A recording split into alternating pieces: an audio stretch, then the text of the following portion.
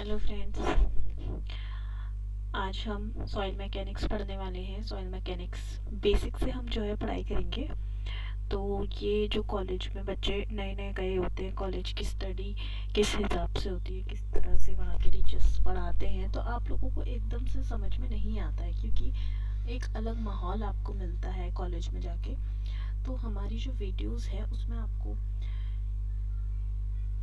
एक साथ जो है सब कुछ लाइन वाइज स्टार्टिंग से बेसिक से मिलेगा। तो आप देखिएगा। आपको अगर अच्छा लगे तो प्लीज़ सपोर्ट कीजिएगा। और आपको पीडीएफ नोट्स जो है डिस्क्रिप्शन में हम दे देंगे। जो पूरी पीडीएफ है, आप सिर्फ यहाँ पे समय का वेस्ट ना करते हुए सिर्फ आप यहाँ पे समझेंगे कि हम आपको क्या पढ़ा रहे हैं, और बाकी नोट्स हम आपको डिस्क्रिप्शन में दे देंगे। आप एग्जैक्ट ये नोट्स अपनी हैंड राइटिंग में, अगर आपके पास समय है तो आप अपनी हैंड राइटिंग में बनाइए ये नोट्स, और बहुत आपके लिए बहुत फ़ायदेमंद होंगे, ये मैं गारंटी से कह सकती हूँ। ठीक है। और बाकी रही बात, अगर आपके पास समय नहीं है तो आप इन्हीं नोट्स से भी पढ़ सकते हैं। लेकिन हाँ, अगर आपके पास समय है और आप कॉलेज के ही स्टूडेंट्स हैं तो आप जो है इनको लिख के अपनी हैंड राइटिंग में अपनाइए, तब आपको ज़्यादा अच्छे से समझ में आएगा। और दूसरी बात है कि अगर जो बच्चे तैयारी कर रहे हैं एग्ज़ाम्स की, तो वो लोग जो है इन्हीं नोट्स को कैरी कर सकते हैं और डायरेक्ट इन नोट से थ्योरी भर के अपने जो प्रॉब्लम्स है वो सॉल्व कर सकते हैं। तो हम देखेंगे आज सॉइल मैकेनिक्स पार्ट 1। तो देखिए, सॉइल होती क्या है। ठीक है। तो हम देखेंगे, soil is derived from a Latin word solium which implies unconsolidated material composed of solid particles produced by disintegration of rocks. तो सॉइल क्या होती है? सॉइल जो होती है वो डेराइव्ड किससे? लैटिन वर्ड सोलियम से डेराइव्ड की गई है। एक अनकंसोलिडेटेड मटेरियल होता है जो कि रॉक्स होती हैं, उनकी डिसइंटीग्रेशन से या उनकी टूट फूट से बनती है सॉइल। ठीक है, ये आपको पता होगा बेसिक। फिर है rock. Rock is a naturally occurring aggregate made up of minerals which are bounded strongly and permanently by cohesive bonding. तो रॉक जो होता है वो नेचुरल अकरिंग एग्रीगेट होता है जो कि मिनरल्स से बनता है। ठीक है, ये भी आपको पता है, रॉक्स में बहुत सारे मिनरल्स पाए जाते हैं, बचपन से पढ़ते हुए आ रहे हैं हम। Both soil and rock are minerals compositions with one basic difference, which is that soil is a loose mass whereas rock is a hard mass. Okay. तो सॉइल और रॉक जो होते हैं वो मिनरल कंपोजिशन से बने होते हैं, जिसमें बेसिक डिफरेंस क्या होता है? सॉइल और रॉक्स में बेसिक डिफरेंस क्या होता है? आपको पता होगा कि सॉइल जो होती है लूज मास होती है और रॉक क्या होती है? हार्ड मास होता है। Formation of rocks. Rocks are formed when the molten magma reaches the earth surface. क्या होता है कि रॉक हमारी कैसे फॉर्म होती है? हम सब ने पढ़ा है, ज्वालामुखी फटता है, फिर उसमें से जो लावा निकलता है वो बाहर आने के बाद सॉलिडिफाई होता है। वही सॉलिडिफाई लावा जो है रॉक का निर्माण करता है। ठीक है। उसके बाद हम सॉइल मैकेनिक्स की डेफिनेशन देख लेते हैं। Soil mechanics is the branch of civil engineering in which the laws of mechanics and hydraulics applied order to solve engineering related problems। Soil mechanics जो है सिविल इंजीनियरिंग की ऐसी ब्रांच है जिसमें हम जो है मैकेनिक्स और हाइड्रोलिक्स के लॉज पढ़ते हैं। ठीक है, अपनी जो भी प्रॉब्लम्स है उनको सॉल्व करने के लिए हम वो सब लॉज देखते हैं इंजीनियरिंग प्रोस्पेक्टस से। अब सॉइल मैकेनिक्स के अगर आप एमटेक करते हैं तो आप देखेंगे कि सॉइल मैकेनिक्स के क्या क्या स्कोप्स हैं, हम कहाँ कहाँ पर सॉइल मैकेनिक्स का यूज़ करते हैं। तो फाउंडेशंस जो होती हैं, है ना, बेसिक फाउंडेशन जो पड़ती हैं किसी भी भवन के निर्माण की, किसी भी आपके बिल्डिंग की, तो फाउंडेशन के लिए पेवमेंट डिज़ाइन आपको पता है। सड़क में जो हमारा बेस पड़ता है पेवमेंट्स बनाने में, अंडरग्राउंड जो स्ट्रक्चर होते हैं, टनल्स वगैरह, अर्थ डैम हो गए, रिटेनिंग स्ट्रक्चर्स हो गए, स्टेबिलिटी ऑफ स्लोप्स हो गए। अगर आप कॉलेज स्टूडेंट हैं तो आपको धीरे धीरे समझ में आएगा कि ये रिटेनिंग स्ट्रक्चर्स क्या होते हैं। ठीक है। और अगर आप लोग ग्रेजुएट हैं तो आपको ये सब समझ में आ रहा होगा। कॉम्प्लेक्स बिहेवियर ऑफ सॉइल हम इस तरह से नहीं पढ़ेंगे। देखिए कि हम ये सोच के नहीं पढ़ेंगे कि हम जिसने कॉलेज कर लिया है उसके हिसाब से, हम उस हिसाब से पढ़ेंगे जो नए नए बच्चे कॉलेज में जाते हैं उनके ऊपर से गुजरता है कि टीचर क्या पढ़ा रहा है, प्रोफेसर क्या पढ़ा रहे हैं, है ना। तो उस हिसाब से हम पढ़ेंगे कि आपको समझ में आए। नेक्स्ट हम देखते हैं कॉम्प्लेक्स बिहेवियर ऑफ सॉइल। अब सॉइल का कॉम्प्लेक्स बिहेवियर हम देखते हैं। Soil is neither homogeneous nor isotropic. देखो सॉइल जो होता है ना ही वो होमोजीनियस होता है और ना ही वो आइसोट्रोपिक होता है। होमोजीनियस होता क्या है, व्हाट इज होमोजीनियस, कैसी किस तरह की प्रॉपर्टी होमोजीनियस कहलाती है। A material is said to be homogeneous if under the given set of conditions it shows same behavior everywhere। ठीक है, जब किसी भी कोई भी मटेरियल जो होता है वो हर एक जगह पे सेम जो है बिहेवियर शो करता है तो उसको हम होमोजीनियस मटेरियल कहते हैं। और अगर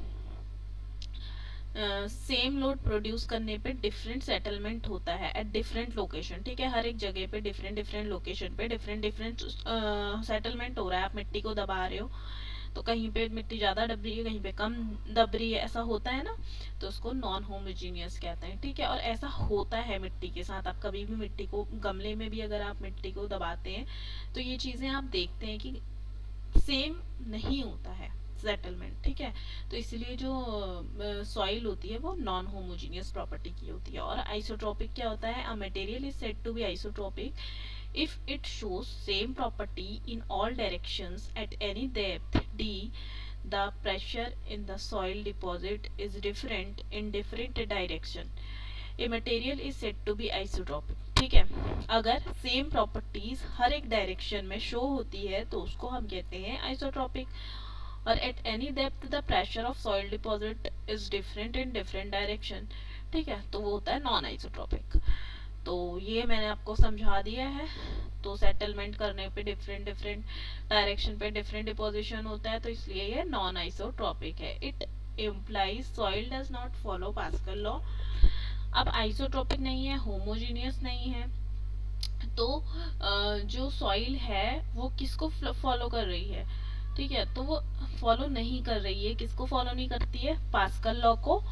और and can not be considered as a typical fluid आपने देखा है कि वो पास्कल लॉ को फॉलो करता है ना, तो ये नॉन होमोजीनियस है, नॉन आइसोट्रोपिक है, तो ये जो है पास्कल लॉ को फॉलो नहीं करेगा। Soil lies somewhere between solids and fluids. Soil जो होता है वो कहीं ना कहीं किसके बीच में लाई करता है, सॉलिड्स और फ्लूइड के बीच में। ठीक है, सॉलिड और फ्लूइड के कहीं बीच में, एकदम सॉलिड भी नहीं होता और एकदम फ्लूइड भी नहीं होता है। Solids have a certain shear resistance. अब सॉलिड्स के पास क्या होता है, सर्टेन shear रेजिस्टेंस होता है। और whereas shear force, when shear force applied on fluid they continuous deform। ठीक है, जब क्या होता है कि shear force अप्लाई किया जाता है फ्लूइड पे तो वो कंटिन्यूस डिफॉर्म हो जाता है। soil does not follow Hooke's law। the above statement implies that the stress strain relationship in soil is non-linear।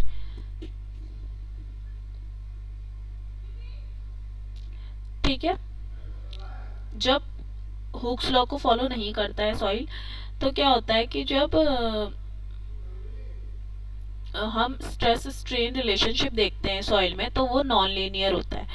Which means that आपने स्ट्रेस स्ट्रेन का ग्राफ देखा है, अगर नहीं देखा है तो हम आगे आपको समझाएंगे।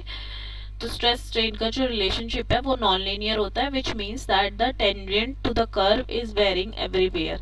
इसका मतलब है कि जो टेंजेंट होगा कर्व का, ठीक है, वो हर एक पॉइंट पे वेरी करेगा, resulting in vary Young's modulus. और इससे क्या होगा कि जो यंग मॉड्यूलस होगा वो भी वेरी करेगा। It implies to determine the settlement under the load the typical expression of some can't be applied. ठीक है, इससे क्या होता है कि settlement under the load the typical expression of some can not be apply. तो जो सोम का एक्सप्रेशन है वो इसमें अप्लाई नहीं हो रहा है। ठीक है, नेक्स्ट है the property of soil depends upon the history of soil. जो प्रॉपर्टी होती है सॉइल की वो हिस्ट्री, सॉइल की हिस्ट्री पे डिपेंड करती है। With the term history we imply that how much the soil has been load, ठीक है, समय के साथ उसमें कितना लोड पड़ रहा है, ठीक है, जितना लोड पड़ेगा उतनी क्रश होती रहेगी सॉइल और उतनी उसकी डिफॉर्म होती रहेगी और उस हिसाब से उसकी प्रॉपर्टीज चेंज होती रहेंगी।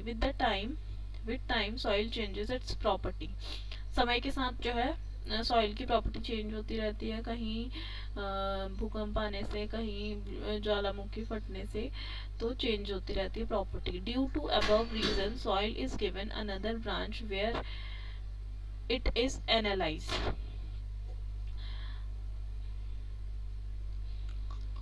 ठीक है, तो इन सब की वजह से सॉइल को एक अलग सी ब्रांच भी दी गई है। Formation of soil. अब सॉइल का फॉर्मेशन कैसे होता है, किस तरह से सॉइल बनती है वो हम देखते हैं। Soil is formed when the disintegration of rock occurs which is known as weathering rocks. Soil is formed, ठीक है, रॉक्स के डिसइंटीग्रेशन से जो है, रॉक्स के डिसइंटीग्रेशन से हमारी सॉइल का निर्माण होता है और रॉक्स के वेदरिंग से।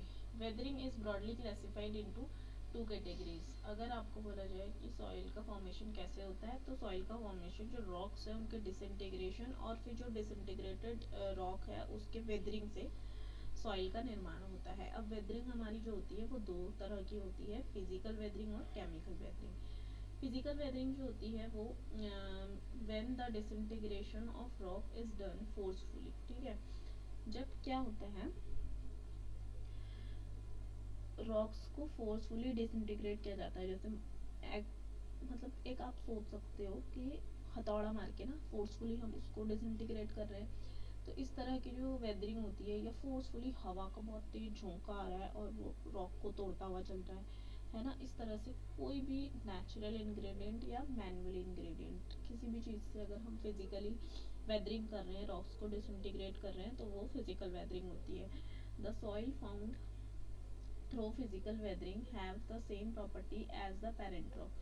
तो जो फिजिकल वेदरिंग के थ्रू जो भी फिजिकल वेदरिंग से जो भी डिसइंटीग्रेट होता है रॉक्स का, तो और उससे जो सॉइल बनती है, जो सॉइल की जो उससे बनी हुई सॉइल की जो प्रॉपर्टी होगी वो उस जिससे उस रॉक की प्रॉपर्टी के बराबर होगी जिस रॉक से डिसइंटीग्रेट होके वो सॉइल बनी है, ठीक है, तो वो पेरेंट रॉक हो गई। तो इसका मतलब है कि जो सॉइल है उसकी प्रॉपर्टीज पेरेंट रॉक के तरह होंगी, ठीक है।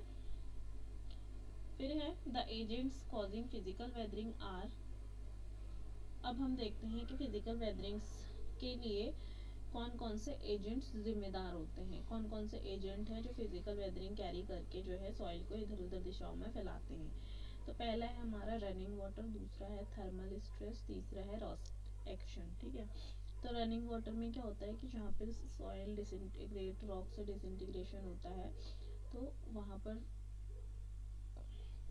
झरनों के माध्यम से या रनिंग वाटर नदियों के माध्यम से ना, रिवर के थ्रू जो है बह के आती है मिट्टी और कहीं पे जमा हो जाती है। तो जहाँ पे वो जमा होती है वो मिट्टी, वहाँ पे कभी एक नई रॉक बन जाती है या फिर रॉक्स सॉइल मतलब वहाँ पे इकट्ठी होती रहती है। अलग अलग प्लेस में अलग अलग प्रॉपर्टी के साथ हमारी सॉइल जो है बनती रहती है। तो running water easily breaks down the rock into small pieces. जो रनिंग वाटर होता है वो इजीली ब्रेक डाउन कर देता है रॉक को छोटे छोटे पीसेस में, रिजल्टिंग इन सॉइल फॉर्मेशन, जिससे सॉइल बनती है, ठीक है। थर्मल स्ट्रेस में क्या होता है, इन डेजर्ट जो टेम्परेचर वेरिएशन इज मैसिव। आपको पता है राजस्थान जैसलमेर में कितना मैसिव होता है, दिन में अति मतलब बहुत ज़्यादा वहाँ पे धूप होती है, इतनी गर्मी होती है और शाम को वहाँ पे बिल्कुल स्वेटर पहनने लायक ठंडी होती है। तो हॉट डेजर्ट में जो टेम्परेचर वेरिएशन होता है दिन और रात में वो बहुत ज़्यादा होता है। तो ड्यूरिंग डे एंड नाइट, दिन में और रात में थर्मल स्ट्रेन्स जो है इंडक्ट होती हैं which cause the cracking of rock. तो इससे क्या होता है जो रॉक्स होती है उनमें क्रैक आ जाता है, resulting in deformation of soil. Crack आने से सॉइल का डिफॉर्मेशन हो जाता है। ठीक है, फिर है रोस्ट एक्शन। रोस्ट एक्शन में होता है the continuous cycle of freezing and थॉइंग। Roast action आपको पता है कि जो हिमालयाज होते हैं वहाँ पे ठंडी होती है, बर्फ जमती है, पिघलती है। तो रोस्ट एक्शन में क्या होता है, फ्रीजिंग और थॉइंग, जमने और पिघलने की जो घटना होती है उसको रोस्ट एक्शन कहते हैं। Rocks absorb water and during night this water freezes.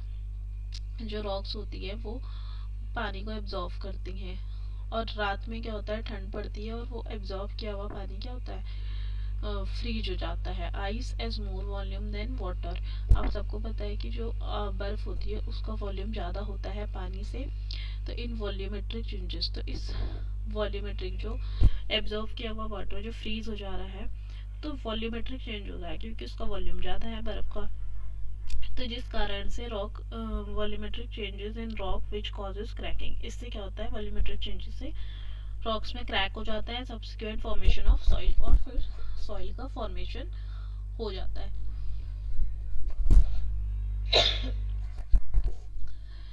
इसके बाद है gravels and sand are form through physical. अब जो ग्रेवल्स और सैंड होते हैं वो भी फिजिकल वेदरिंग से ही होते हैं। ग्रेवल और सैंड थोड़ी मोटे टाइप के होते हैं ना सॉइल, तो वो भी फिजिकल वेदरिंग से जो है फॉर्म होते हैं। फिर है केमिकल वेदरिंग। केमिकल वेदरिंग में क्या होता है, when the disintegration of rocks occurs due to chemical reaction, then it is known as chemical weathering of rocks.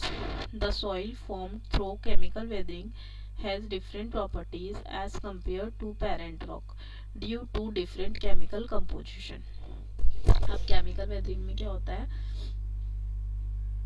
इसमें केमिकल रिएक्शन के थ्रू जो है सॉइल का डिसइंटीग्रेशन होता है। अब केमिकल वेदरिंग के थ्रू सॉइल का डिसइंटीग्रेशन होगा तो जो सॉइल होगी वो अपनी पेरेंट रॉक की तरह नहीं होगी। जिस रॉक से वो फॉर्म हो रही है उस रॉक की तरह उसकी प्रॉपर्टीज नहीं होंगी। ठीक है, फिर है एजेंट्स। क्या होते हैं केमिकल वेदरिंग के लिए, क्या क्या एजेंट्स रिस्पॉन्सिबल होते हैं, तो हाइड्रोलिसिस हो गया, सेकेंड है हाइड्रेशन, थर्ड है कार्बोनेशन, फोर्थ है डिसोल्यूशन, फिफ्थ है ऑक्सीडेशन। हाइड्रोलिसिस में क्या होता है, when water breaks down into H2 positive and OH negative then this is known as hydrolysis. Hydrolysis process में होता है कि जो पानी होता है जब वो ब्रेक होता है H2 पॉजिटिव और OH नेगेटिव में, तो इस प्रोसेस को हाइड्रोलिसिस कहा जाता है। जो H पॉजिटिव होता है वो रिप्लेस करता है मेटेलिक आयन को जो रॉक्स में अवेलेबल होती हैं। हाइड्रेशन में क्या होता है, when H2O reacts with the minerals of rocks this chemical reaction is known as hydration। Hydration में क्या होता है कि जब पानी रिएक्ट करता है मिनरल के साथ तो केमिकल रिएक्शन होती है जिसको हम हाइड्रेशन कहते हैं। हाइड्रेशन रिजल्ट्स केमिकल वो वेदरिंग ऑफ रॉक्स की वेदरिंग के लिए रिस्पॉन्सिबल होता है हाइड्रेशन प्रोसेस। फिर है कार्बोनेशन। कार्बोनेशन में होता है when water react with carbon dioxide carbonic acid is formed which results in breakdown of rock minerals।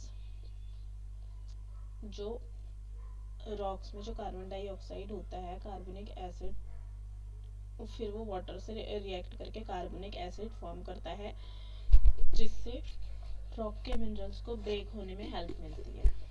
तो ये कार्बोनेशन प्रोसेस हो गई। डिसोल्यूशन में due to acid rain, acid rain की वजह से जो होता है एसिड रेन रिएक्शन करती है रॉक के मिनरल से, जो रॉक्स में अवेलेबल मिनरल होते हैं उनसे एसिड रेन रिएक्ट करती है और उसमें डिसॉल्व होती है और फिर वो डिसइंटीग्रेट करती है उसको रॉक को। ऑक्सीडेशन प्रोसेस क्या होती है, just like the resulting in iron, जैसे आयरन सॉरी रस्टिंग, जैसे आयरन में रस्टिंग होती है उसी तरह से जो है ऑक्सीडेशन प्रोसेस होती है। Rocks oxidise resulting in the formation of soil. Chemical weathering occur in damp and warm region।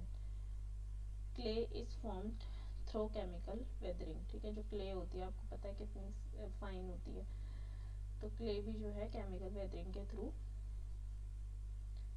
Form होती है। अब हम देखते हैं classification of rocks. Classification of rocks में हम देखेंगे कि रॉक्स कितने टाइप की होती हैं। रॉक्स जो होती हैं तीन टाइप की होती हैं।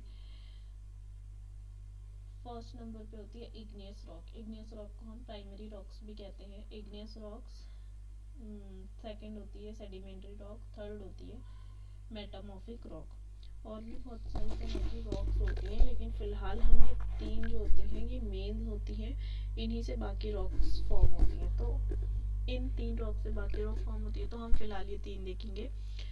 इग्नियस रॉक को प्राइमरी रॉक भी कहते हैं। When the molten magma solidify at or near the earth surface and then this crystalline structure formed is known as igneous rock. तो क्या होता है, जब मोल्टन मैग्मा जो होता है, मतलब बताया था ना, जब ज्वालामुखी फटता है तो उससे जो लावा निकलता है और फिर जो बाहर आके वो सॉलिडिफाई होता है। तो जब मोल्टन मैग्मा सॉलिडिफाई होता है अर्थ सरफेस के पास में, तो उसके जमने से या उसके सॉलिडिफाई होने से जो क्रिस्टलाइन स्ट्रक्चर बनता है उसको इग्नियस रॉक कहा जाता है। ठीक है, इसका हम एग्जांपल ग्रेनाइट दे सकते हैं। Igneous rock are primary rocks because all the other type of rocks are formed through them. Igneous rock हमारी जो होती है वो प्राइमरी रॉक होती है, क्योंकि बाकी सारी रॉक्स जो होती हैं वो इग्नियस रॉक से ही बनती हैं। फिर है सेडिमेंट्री रॉक। सेडिमेंट्री रॉक में क्या देखेंगे हम, running water breaks down the rock into smaller fragment known as sediments.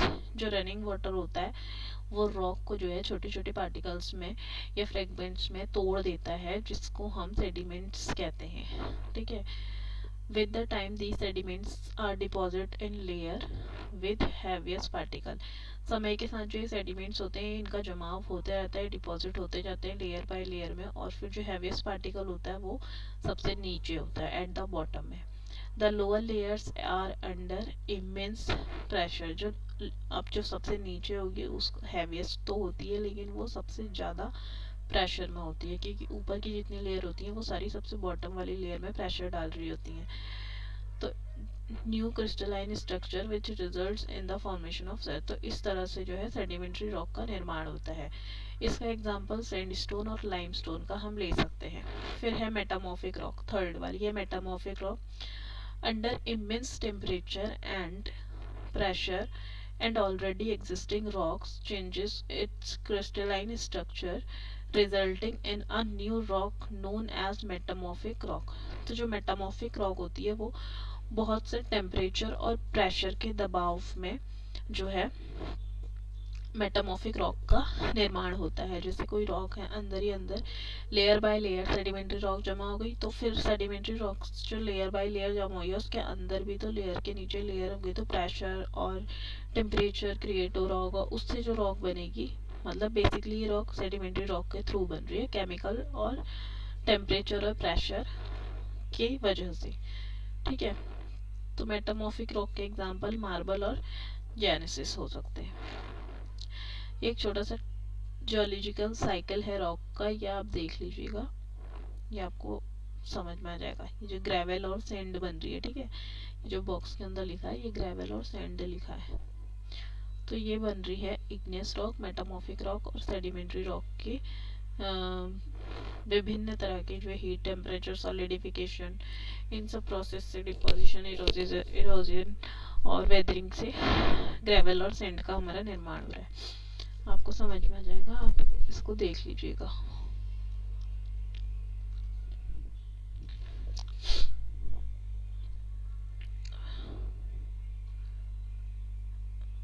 देखते हैं हम कितना बचा है, थोड़ा सा ये पढ़ ही लेते हैं हम, आज कंप्लीट ही कर लेते हैं इसको। आप जो है अपने तरीके से देख लीजिएगा, आपको जैसे हाफ हाफ में देखना चाहें। Classification of soil. अब हम क्या करते हैं, जो साइज के अकॉर्डिंग हम क्लासिफाई करते हैं सॉइल का, ठीक है, on the basis of size of the soil particle. ठीक है, तो एज पर आईएस, इसका जरूर नोट करिएगा, आईएस बहुत इंपॉर्टेंट होते हैं, इंडियन स्टैंडर्ड कोड। तो as per IS 1498 1970 on the basis of size, size के बेसिस पे सॉइल का क्लासीफाई इस तरह से है कि जो साइज होगा, जो पार्टिकल होता है उसका साइज अगर 300 mm से ग्रेटर है तो जो सॉइल होगी वो बोल्डर टाइप की होगी। बोल्डर्स आप जानते हो, बड़े बड़े पत्थर, तो बोल्डर हो गए। और अगर 80 से 300 mm के बीच है साइज पार्टिकल का तो उसको हम कोबल्स कहते हैं। ठीक है, उस सॉइल को हम कोबल्स कहते हैं। और अगर 4.75 से 80 mm के बीच साइज है पार्टिकल का तो उसको ग्रेवल कहते हैं, ग्रेवल भी थोड़ा बड़ा ही होता है। अगर 75 माइक्रोन से 4.75 mm, देखिए यहाँ पे माइक्रोन है और ये mm है, ठीक है। अब माइक्रोन 75 माइक्रोन से 4.75 mm है तो उसको सेंड कहते हैं। 2 माइक्रोन से 75 माइक्रोन है तो उसको सिल्ट कहते हैं, ठीक है। सिल्ट भी फाइन में आ जाता है हमारा। और फिर अगर 2 माइक्रोन से भी छोटा साइज है पार्टिकल का तो वो हमारी क्ले हो जाती है, ठीक है। और अगर यहाँ पे हम सेंड का टाइप भी आपको बता देते हैं, 2 mm से 4.75 mm है तो कोर्स सेंड होता है। 425 माइक्रोन से 2 mm है तो मीडियम सेंड होता है।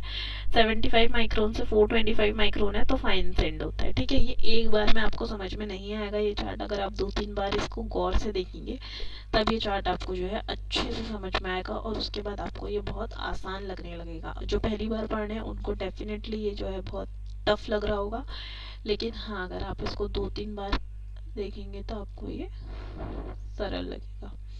फिर है course grand soil. Course grand soil में क्या होता है, if the particle size is more then 75 micron, if the particle size is more than 75 micron then the soil is known as coarse grained soil। देखिए 75 ये chart में देखते हैं, 75 micron से 4.75 माइक्रोन और 4.75 से 80 mm साइज, ठीक है। तो 75 से 4.75 यानी कि इन दो के बीच में जो ये है ये कोर्स ग्रेन सॉइल में आएगा, जैसे कि ग्रेवल और सैंड हो गए। फिर है फाइन ग्रेन सॉइल में, if the particle size is less than 75 micron then soil is known as fine grain soil. अगर 75 माइक्रोन से छोटा है यानी कि 2 माइक्रोन और 2 माइक्रोन से छोटा तो ये इसमें सिल्ट और क्ले आ जाते हैं। फिर है on the basis of origin of soil, soil के ओरिजिन के हिसाब से सॉइल का क्लासिफिकेशन करेंगे। By the term origin we imply the place of birth, origin से मतलब है कि जहाँ से सॉइल का जन्म हो रहा है। This classification divide soil into 2 categories, तो जन्म के आधार पर सॉइल जो है 2 टाइप की होती है। एक होती है रेसिडियल सॉइल, रेसिडियल सॉइल जो होती है if the soil stage at its place of birth or formation it is known as residual soil. जहाँ पे सॉइल जिस रॉक से सॉइल बन रही है अगर उसी जगह पर सॉइल कहीं नहीं जा रही है, वो ना उड़ के ना रिवर के थ्रू ना किसी भी एजेंट्स के थ्रू किसी और प्लेस में नहीं जा रही है, वो उसी प्लेस पे है, स्टे कर रही है जिस प्लेस पे वो डिसइंटीग्रेट हो रही है, तो उसको हम रेसिडियल सॉइल कहते हैं, ठीक है। In residual soil the rate of disintegration of rock is more than the rate of erosion of soil. तो जो रेसिडियल सॉइल होती है उसमें रेट ऑफ डिसइंटीग्रेशन जो होता है वो ज़्यादा होता है रेट ऑफ इरोजन से। फिर है ट्रांसपोर्टेड सॉइल, नाम से ही पता चल रहा है, if the soil is migrated from its place of birth, अगर जो सॉइल है वो अपने प्लेस ऑफ बर्थ से माइग्रेट हो रही है, कहीं दूर चली जा रही है किसी एजेंट के थ्रू, विंड के थ्रू या फिर रिवर रनिंग वाटर के थ्रू किसी दूसरी प्लेस में जाके स्टे कर रही है, तो उसको ट्रांसपोर्टेड सॉइल कहा जाता है। Different agents cause transporting of the soil and their classification in soil, तो सॉइल के ट्रांसपोर्टिंग के लिए जो डिफरेंट टाइप के एजेंट्स जो है रिस्पॉन्सिबल होते हैं, तो उन एजेंट्स के अकॉर्डिंग जो है सॉइल को क्लासीफाई किया जाता है। ट्रांसपोर्टिंग एजेंट्स के अकॉर्डिंग जो है क्लासीफाई किया जाता है सॉइल के टाइप्स को, ठीक है। अगर मान लो कि transporting agent running fresh water है तो उस रनिंग फ्रेश वाटर में जो सॉइल ट्रांसपोर्टेड होगी उसको एलुवियल सॉइल, ये बहुत इंपॉर्टेंट है, बहुत इंपॉर्टेंट है, हर एक एग्जाम में आपके पूछा जाता है, हर एक एग्जाम में पूछा जाता है, बहुत ही ज़्यादा इम्पोर्टेंट ये है। तो रनिंग फ्रेश वाटर से जो सॉइल ट्रांसपोर्ट होती है उसको अलुवियल सॉइल कहते हैं। लेक वाटर से जो ट्रांसपोर्ट होती है लैकेस्ट्राइन सॉइल कही जाती है। सी वाटर से जो सॉइल ट्रांसपोर्ट होती है उसको मेराइन सॉइल कहते हैं। विंड के थ्रू जो ट्रांसपोर्ट होती है उसको एओलाइन सॉइल कहते हैं। आइस बर्फ के थ्रू तो ग्लेशियल सॉइल कही जाती है और ग्रेविटी से टैलिस सॉइल कहते हैं। On the basis of the component available in the soil, soil में जो कंपोनेंट्स होते हैं उसके बेसिस पे जो है हम सॉइल को डिराइव करते हैं, ऑर्गेनिक सॉइल और इनऑर्गेनिक सॉइल। ऑर्गेनिक सॉइल में क्या होता है, when dead plants and animal decompose in the soil in a high quantity then the soil is known as organic soil. Organic soil में क्या होता है, जैसे हड़प्पा सभ्यता सुना है, तो हड़प्पा और यहाँ पे क्या होता है, भूकंप आया था पहले ज़माने में, बहुत सी चीज़ें जो है दबी हुई मिलती हैं, एनिमल्स और प्लांट्स वगैरह, मानव जो होते हैं इसके अंदर दबे हुए जीवाश्म ना, तो ये जो है ऑर्गेनिक सॉइल कहलाती है, जिसमें हमें ये सब चीज़ें इन सब की क्वांटिटी मिलती है। Due to high content of carbon organic soil are extremely weak. ठीक है, अगर जो है कार्बन हाई कंटेंट में होगा तो ऑर्गेनिक सॉइल जो ऑर्गेनिक सॉइल्स में क्या होता है, जो कार्बन होता है वो बहुत ज़्यादा मात्रा में होता है, जिस वजह से ऑर्गेनिक सॉइल जो होती है वो बहुत ही वीक होती हैं और वो कंस्ट्रक्शनल पर्पस के लिए जो है बिल्कुल भी अच्छी नहीं मानी जाती हैं। इसके एग्जाम्पल हम देख लेते हैं ऑर्गेनिक सॉइल के, बेंटोनॉइट और पीट सॉइल। इनऑर्गेनिक सॉइल्स जो होती हैं, inorganic soil if the major content of the soil are minerals, अगर सॉइल में जो है ज़्यादा मात्रा में मिनरल्स पाया जाता है एज कम्पेयर टू कार्बन, तो इस तरह की सॉइल को हम इनऑर्गेनिक सॉइल कहते हैं। Inorganic soil they are extremely strong, बहुत ज़्यादा स्ट्रॉन्ग होते हैं inorganic soil. Inorganic soil suitable होती है कंस्ट्रक्शनल पर्पस के लिए। इसमें हमारी ग्रेवल आ जाती है, सैंड आ जाती है और क्लेज आ जाती है। ठीक है, फिर है on the basis of cohesive properties. Cohesive property के अकॉर्डिंग सॉइल जो होती है हमारी दो तरह की होती है, नॉन कोहेसिव सॉइल और cohesive soil. Non cohesive soil जो होती है मतलब कोहेसन लेस, कोहेसन नहीं होता उसमें। If the soil does not have any cohesive bonding, cohesive bonding मतलब जिस वजह से, जिस बॉन्ड की वजह से सॉइल पार्टिकल चिपके होते हैं आपस में, जैसे कि क्ले देखिए आपने कैसे पार्टिकल्स चिपके होते हैं ना, तो वो उसमें कोहेशन का गुण ज़्यादा होता है। और सैंड देखिए कैसे तितर बितर रहता है, ऐसे रेत टाइप की अलग अलग पार्टिकल्स आपको उसमें नज़र आते हैं, तो उनके बीच कोहेजन बॉन्ड नहीं होता है। ठीक है, तो उसी तरह से non cohesive soil, if the soil does not have any cohesive bonding then it is known as non cohesive soil. देखिए ग्रेवल और सैंड आपस में चिपके हुए नहीं होते, ये पार्टिकल्स अलग अलग आप इनको देख सकते हैं। और cohesive soil, if the soil show cohesive bonding between themselves then the soil is cohesive soil. इसमें सिल्ट और क्ले हम देख सकते हैं। ठीक है, ये एग्जाम्पल मैंने बता ही दिए आपको। तो ये हमारा आज का लेक्चर कंप्लीट हो गया है। अगर आपको अच्छा लगे तो please like share and subscribe कीजिएगा। पीडीएफ आपको डिस्क्रिप्शन बॉक्स में मिल जाएगी। और बाकी पढ़ते रहिए और पढ़ाते रहिए।